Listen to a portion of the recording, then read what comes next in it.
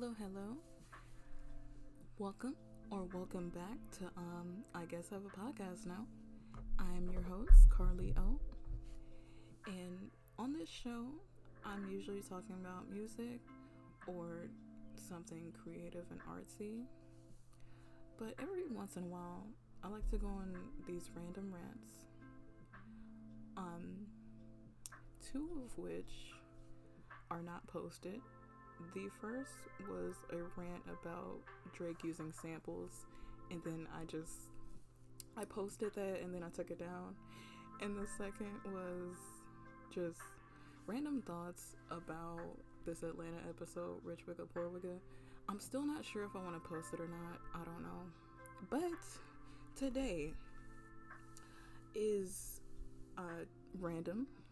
A couple days ago, me and my friend were talking, like, why are most people right-handed? And why is there, like, an issue with left-handed people? We ended up going into a rabbit hole, and this is the somewhat research result of that rabbit hole. So yeah, if you want to explore that with me, let's get into this. So, the history of right-handedness versus left-handedness, it's really deep, ranging from medieval times to current cultural stigma in different countries. In medieval times, left-handedness was thought to be many things, like a deformity, sign of witchcraft, sign of evil, and just sign of future mental illness occurring. And with the stigma of mental illness that developed over time, and that's still stuck in a lot of ways. There was a research study done at Yale around 2013 in which they tested mental patients and found a high rate of those diagnosed with schizophrenia were left-handed.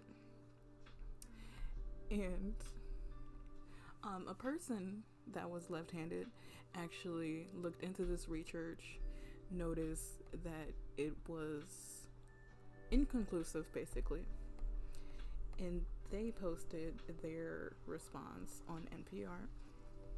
In that article, they show, with other studies of left-handed versus right-handed in mental illness, other studies show usually a 7% left hand in schizophrenics, while the Yale study showed a high 30%. And that is because in most studies like this, there are variable factors. Like, if a person uses one hand to write and the other hand for everything else, or if an individual can do multiple things with both hands, like being ambidextrous or nearly ambidextrous. I'm really speeding through this information. It wasn't on purpose, but this is how the information unfolded. In the NPR article, they show that the results can vary, like depending on usage of different hands just for different functions, or mood, or just random everyday factors. But the use of right hand and left hand also goes into how the brain is functioning. Ooh, I might be mispronouncing that. This is called brain lateralization, and that is the study of how the brain is split and which functions go in the right hemisphere and the left hemisphere and vice versa. So it's widely known that the left hemisphere of the brain controls the right hand, and that's logic, planning, accounting, just stuff like that. And the right side of the brain controls the left hand, and that's usually creativity and stuff like that. But with this test with left-handed people, it shows that not everyone's brain is sorry. Oh my god. With this study showing left-handed people's brains, it shows that not everyone's brain is split evenly. There we go. So, back to the NPR article. Tests show that information like language and speech are mainly in the right side of the brain for 18% of test subjects. In this test, we're covering just all left-handed people, which means functions like language and speech aren't specified to a certain part of the brain, and it just varies based on individual testing and how a person just operates. With that, I saw another article that I can't find right now, but if I do, I will link it, because this will probably end up as an article on my blog on Broke Adult. So, with the individual brains being different, this also goes back into the mental illness study. Okay, in some cases, left-handed people may develop a mental illness because of being taught to be right-handed or just being converted to right hand. Because of their literal brain chemistry, their brain was just set up in their body to function as a left-handed body. And with being forced or being taught to be right-handed, it may impair some function. So yeah. But still, with all these studies and information, there is still a cultural stigma. Let's get into that. Alright, the article I was previously referencing about brain function is from Reader's Digest. It also mentions what I was about to go into, which is cultural stigma. In some cultures, the left hand is today still believed to be the unclean, improper, or just wrong hand. This article points out some Islamic countries always prefer to shake hands and to eat with the right hand, because the left hand is considered to be dirty. It's supposed to be the hand you wash with and stuff like that. And there's also in different countries, let me see,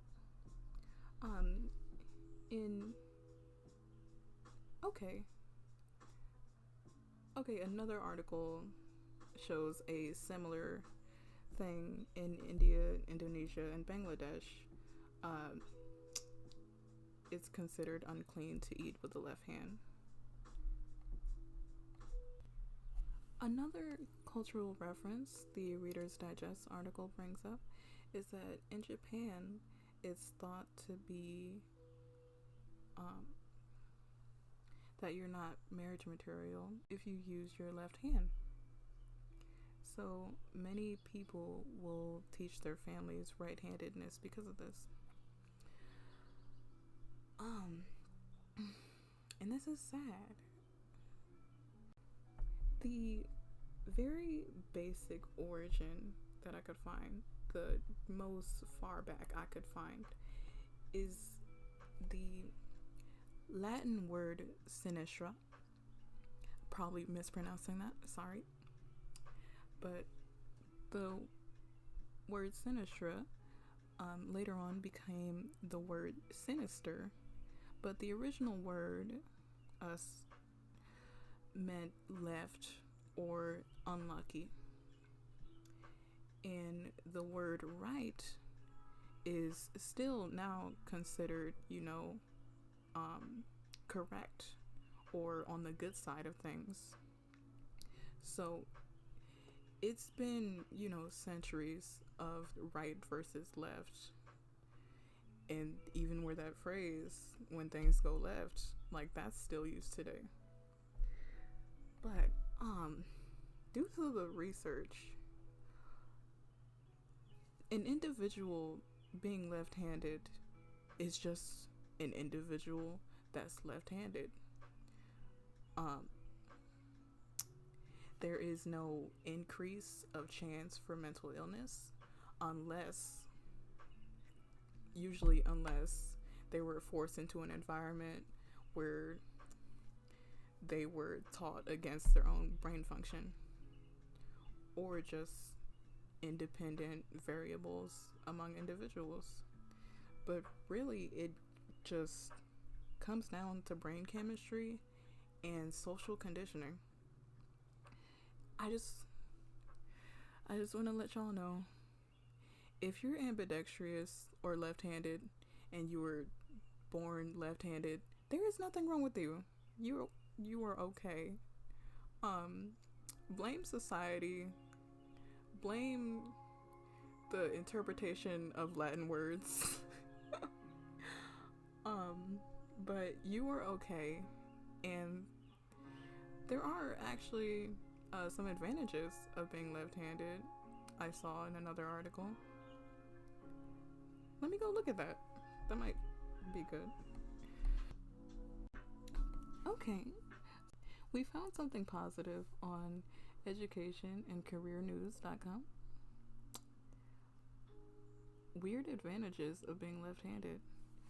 I'm not gonna just say all of them, but I'm just gonna say the ones that kind of stuck out to me. Studies show that individuals who are left-handed score higher. I don't know what kind of tests these are, but they score higher in creativity, imagination, daydreaming, and intuition. They're also better at rhythm and visualization. Also, a weird one, left-handed stroke victims recover faster. Because, let's see, I'm trying to read the detail. Okay. It isn't a clear reason, but left-handed people are described as having more connection to both sides of their brain. It's less difficult for them to recover from a stroke that affects one part of their brain. Also, there is a official international left-handers club. So if you want to join that and just have a left-hand party, yeah.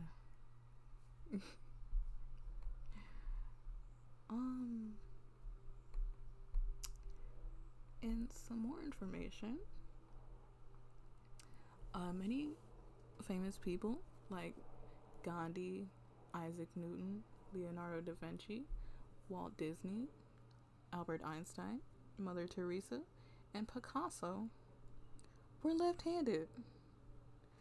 So yeah, it's a pretty interesting world out there. Also, I didn't even know southpaw in boxing means you fight with your left hand, which I guess is a surprise because a lot of boxers are probably right-handed. Then you get surprised with a left hook. It's just like instant win. I don't know how boxing works, but yeah, that's also a thing. So yeah, this was me deep diving into a rabbit hole of right hand versus left hand. Personally, I'm right-handed. One day I want to be ambidextrous, but yeah, that'll take practice. Just in case I have a stroke. Okay, this is getting random, but um, thank you, thank you, thank you. If you have made it this far, you are a real one. Thank you for listening to me rant about hands and brain chemistry. I will hopefully have this up as an article in a more organized sense because this was a little random. And if you're interested in my voice or just in this podcast at all, feel free to check out the other episodes on Anchor or Spotify. I have been your host, Carly O, and I hope you enjoyed the show. See you next week.